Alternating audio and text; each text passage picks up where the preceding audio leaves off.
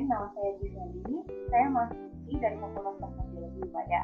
Nah, pada kesempatan kali ini saya ingin menjelaskan mengenai waterborne pathogen.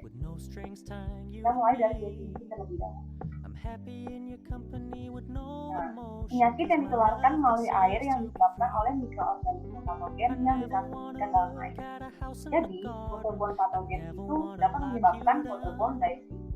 Terus bisa tersebar melalui air, makanan, dan minuman.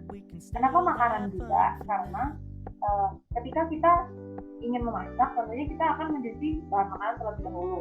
Jadi itu tentunya harus menggunakan air bersih, karena jika menggunakan air kotor atau yang terkontaminasi dengan berbagai macam bakteri, itu bisa membuat kita sakit.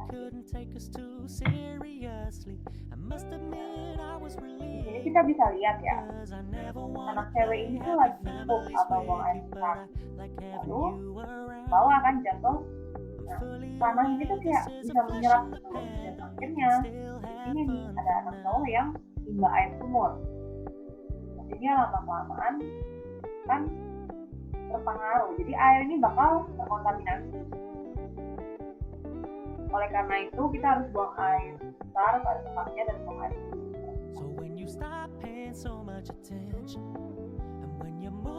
Kita lanjut ke waterborne disease. Kenapa sih bisa ada waterborne disease? Jadi waterborne disease ini dapat disebabkan oleh bakteri maupun virus. Nah, selain itu juga dapat disebabkan air dan kontaminasi pada makanan. Dan tentunya jika satu negara atau satu daerah terkena oleh waterborne disease ini, itu bakal berdampak besar pada ekonomi. Lalu di sini saya mencantumkan beberapa masalah kesehatan. Maksudnya tuh kayak penyakit yang dapat dari virus-virus maupun bakteri dari waterborne disease. Dan rata-rata itu kebanyakan pasti bisa mengalami diare, pneumonia, hepatitis, macam. Lanjut lagi, solusi. Jadi solusinya ada dua, pencegahan sama pengobatan. Kalau pencegahan ini dibagi menjadi 4. Yang pertama pasti menjaga kebersihan. Jadi kita harus rajin mandi, terus habis itu ya makanan itu juga harus dijaga ya, terus panasin apa segala macam, bahan-bahan masak itu juga harus dicuci, air minum juga harus minum air yang bersih. Kemudian penyediaan air bersih. Nah, umumnya pasti ada badan pengolahan air minum atau pokoknya badan-badan yang mengurus quality air bersih gitu kan. Nah, itu juga penting. Kemudian quality control ini juga mirip ya sama yang sebelumnya. Nah, jadi semua air yang akan digunakan oleh masyarakat tentunya harus di examine. Pokoknya harus dipastikan kalau misalkan yang digunakan itu adalah air bersih dan bebas dari kolesterol. Kemudian tentunya edukasi. Kenapa edukasi itu penting?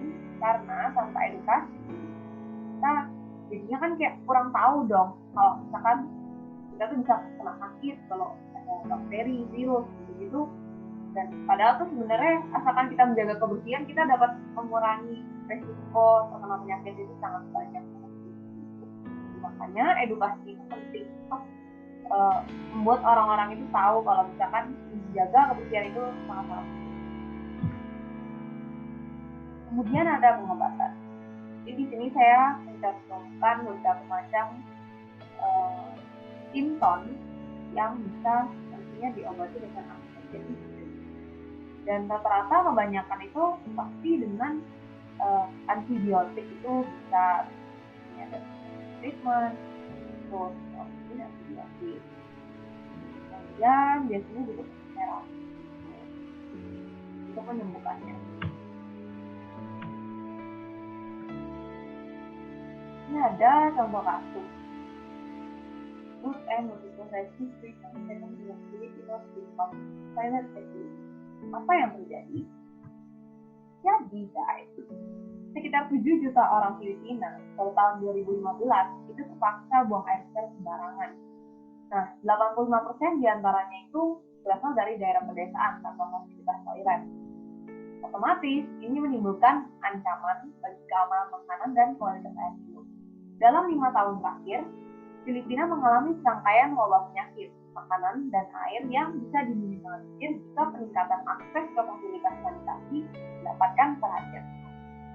Nah, oleh karena itu, dari contoh kasus ini bisa diketahui ya kalau misalkan buang air besar dan buang air kecil pada tempatnya itu penting, kemudian air bersih dan makanan yang bersih juga tentunya itu juga penting. Quality control. Nah, rata-rata itu di daerah pedesaan itu yang paling mudah sekali terkena penyakit semacam ini karena di pedesaan itu jauh lebih tidak berkembang daripada di perkotaan. Dan oleh karena itu sebisa mungkin pemerintah harus bisa memperhatikan orang-orang yang ada lebih di pedalaman itu. Lanjut. Nah, di sini saya mencantumkan 3 metode deteksi.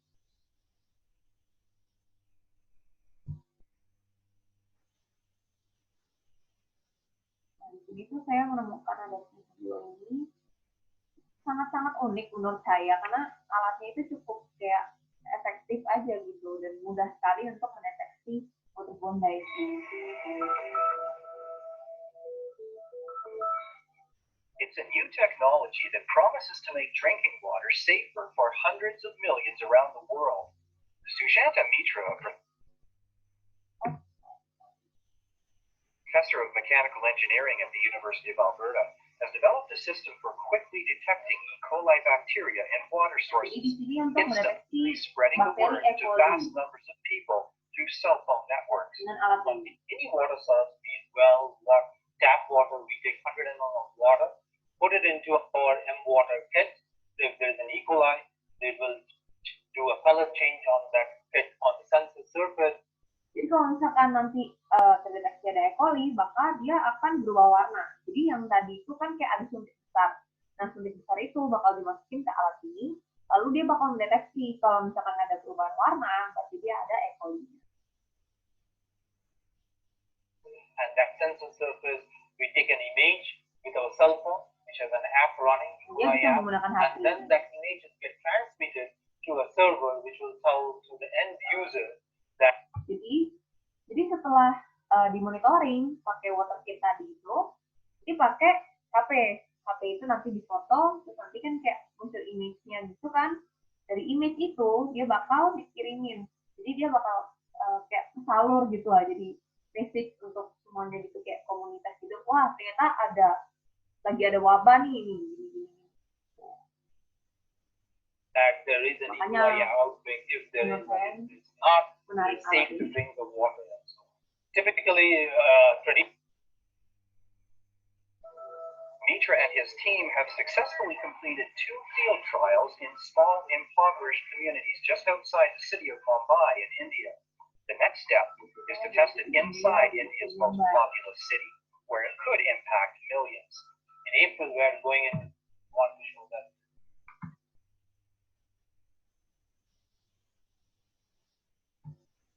Lanjut. Ini ada alat namanya Coilert 18 test simultaneously detects both total coliforms and E. coli. Jadi alat ini tuh bisa mendeteksi total coliform sama bakteri E. coli. Terus dia tuh ya. First demonstration, you'll learn how to use the Coilert 18 test for presence-absence detection of total coliform and E. coli. You will need the Coilert 18 read app and a 6-watt 365 nanometer UV lamp. Snap open the reagent pack and pour the powder into a 100 ml water Coilertnya bakal dituangin sama air. sample. Cap the vessel and shake to dissolve the Coilert 18. Sample is not already at 33 to 38 degrees. Jadi nanti habis itu dimasukin ke water bath. 100 Celsius untuk Centigrade, 4.5 degrees centigrade water bath for 7 to 10 minutes. Incubate the sample for the remainder of the 18 hours at 35 degrees centigrade plus or minus 0.5 degrees centigrade or according to your local regulations. After 18 hours, read the results by comparing the samples to the coliform E. coli presence-absence comparator. If the sample is yellow, equal to or greater than the comparator, the sample is positive for total coliforms. If the sample is less yellow than the comparator, the sample is negative for total coliforms. Jadi ini untuk membanding, kemudian ini kalau positif dan ini kalau negatif. And E. coli. If the sample is yellow, determine E. coli results by shining an ultraviolet lamp on the sample in a dark environment, shining the light away from your eyes. Keep the light within 5 inches of the vessel. If the sample is yellow and has fluorescence equal to or greater than the comparator, the sample is positive for E. coli. Jadi kalau misalkan secara kasat mata itu warna sampelnya itu kuning, kemudian pas dikasih UV itu kayak putih-putih gitu, berarti dia positif, dia E. coli. To an additional 4 hours, 22 hours total, to allow the... Nah, kalau misalkan ada yang kayak, hasilnya kok kayak masih meragukan itu ya, itu bisa diinkubasi lagi. The color and or the fluorescence to intensify. Next, you'll learn how to use the ColAlert 18 test with the QuantiTray system to determine the number of coliforms and E. coli in a water sample. IDEX offers 2 sizes of QuantiTray, both work with the QuantiTray sealer. The standard QuantiTray is a sample with that provides count up to 2,419 for presence absence. A QuantiTray comparator, QuantiTray rubber inserts, a QuantiTray sealer, generator program, found at IDEX.com. All of these items are included in the QuantiTray system and are available from IDEX. The sealer has now... Jadi ini alat ini tuh untuk nge-seal, dan gunanya rubbernya itu nanti dia bakal kayak ini bawa rubber, terus ntar itu plastik yang ada 91 well yang nggak tadi ditumpuk gini, terus nanti dimasukin ke alat. Jadi itu nanti kayak ke zip gitu. And cap the vessel. Shake until the reagent dissolves. Use only a permanent felt tip marker to label the QuantiTray. Adhesive labels may adhere to the sealer roller, and ballpoint pens may puncture the paper. Hold the QuantiTray at the top, with the well side facing your palm. Push the top edge of the QuantiTray in with your free hand, while squeezing the tray into a circle. Open the QuantiTray by gently pulling the foil tab away from the plastic side. Be careful not to tear the tab. Do not touch the inside of the tray. Tab. Sampelnya dituang. It's its corresponding hole. Ini masuk ke alat. Into the slot. Push the motor picture into the QuantiTray. Rubber insert tray to the sealer. Minus 0.5 degrees centigrade, or according to your local regulations. In incubating QuantiTrays in a water bath, do not place trays in a bag. Trays can be submerged as is. Make sure trays are not touching the bottom of the water bath. For a total coliform, count the yellow wells that are kan kelihatan nih, ada yang kuning-kuning. Nah, itu ditandain dong. Equal to or 17 point QuantiTray with a UV. Terus lagi pakai UV. Nah, dengan UV ini lebih enak. Jadi kamu bakal lebih pasti gitu kayak tahu yang mana yang benar-benar positif coliform. Lamp in a darkened the tray. Count the fluorescent wells that are equal to or greater than the comparator, and then refer to the NPN table, the ml, for 4 hours, 22 hours total, to allow the color and or the fluorescence to intensify. Jadi kalau misalkan ya kurang yakin kayak ini tadi kan, nah itu harus kayak ditambahin lagi waktu inkubasinya biar kita yakin dan saya ini. IDEX recommends that you run a quality control procedure for each lot of ColAlert 18 tests. You'll find the quality control procedure.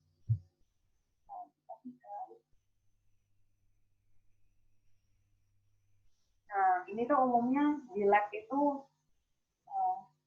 lab kayak unit gitu atau sekolah-sekolah tuh kayak di paketnya.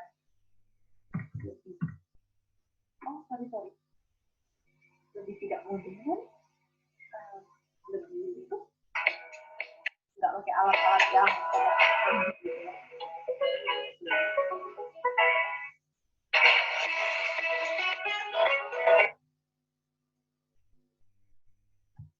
nah tentu pertama tuh harus dibersihkan dulu mejanya.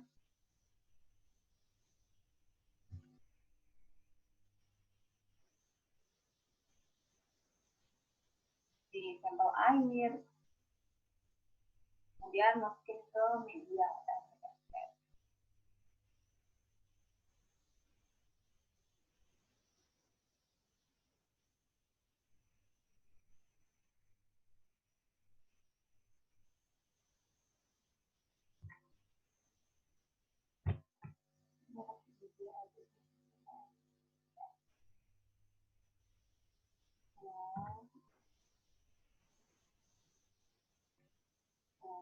yang saya tabung.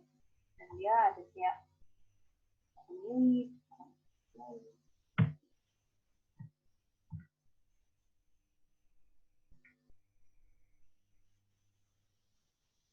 Dikocok biar homogen. Terus inkubasi 35-39 detik saja sama 24 jam. Nah, pastikan dia tabung. Kalau ada bagian yang keruh dan ada gasnya, maka kemungkinan itu besar positif. Dan di sini air yang mereka ini banyak sekali negatif ya, cuma di airnya dia dasar. Jadi tesnya itu nggak cuma satu, ada lagi lanjutnya tes penempatan.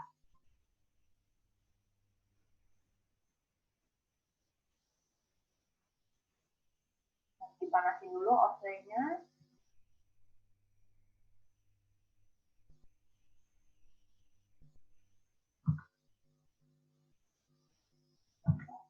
Bukan sambil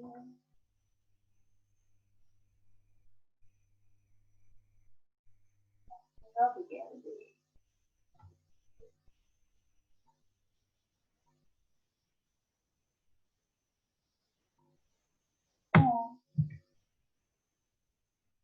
Tabung, lalu inkubasi lagi.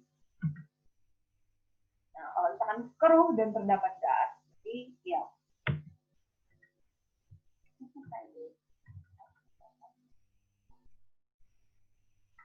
Nah, sekarang kita masuk ke kesimpulan. Jadi, kesimpulannya kita harus menjaga kebersihan diri kita sendiri maupun lingkungan dan maupun sesama, keluarga atau teman dan lain-lain. Kemudian, waterborne pathogens ini merupakan bibit penyakit yang cukup berbahaya untuk masyarakat karena penyebarannya itu secara tidak disengaja dan secara tidak sadar itu bisa saja sudah tersebar sampai satu negara pun itu juga bisa gitu. Karena persebarannya itu kan melalui air. Jadi sangat-sangat mudah gitu untuk penyebarannya itu terjadi luas gitu. Kemudian referensi. Jadi ini adalah list referensi yang saya ambil untuk menuliskan materi mengenai waterborne pathogens ini. Terima kasih.